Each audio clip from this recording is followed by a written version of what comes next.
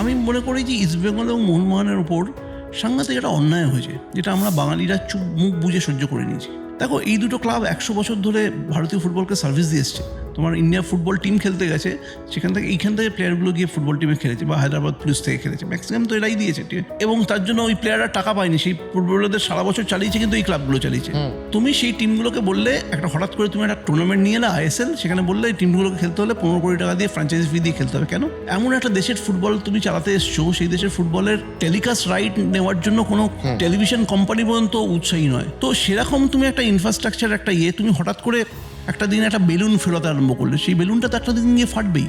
সেটাই ফাটলো। কিন্তু আলটিমেটলি এই যে আজকে ISL প্রায় বন্ধ হওয়ার মুখে, সেটার কারণ এইটা বুঝতে হবে।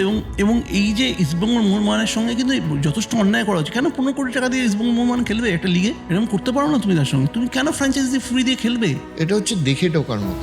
বস, তোমার যেখানে ক্রিকেটে, যেখানে ইন্টারন্যাশনাল ম্যাচ মেন ফোকাসে, যেখানে কোনো লিগ মানে নেই, সেখানে যে ফরম্যাটে 2 মাসে IPL হয়, ফুটবল যেটা ক্লাব বেসড খেলা, যেখানে ইন্টারন্যাশনাল উইন্ডো তোমার মাত্র 2 বার খোলে, একবার জানুয়ারিতে আর একবার তোমার এই মে জুন মাস করে, সেইটাকে তুমি IPL এর দেখে কপি করে হঠাৎ করে করবো বলে চলে এলে, এটা তো হতে পারে না।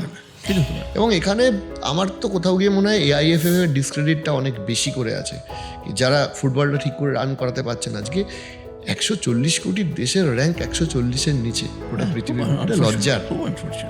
এশিয়া কাপে ইন্ডিয়া কোয়ালিফাই, এবছর এশিয়া কাপে পর্যন্ত কোয়ালিফাই করতে পারলো না, এর থেকে খারাপ আর কি হতে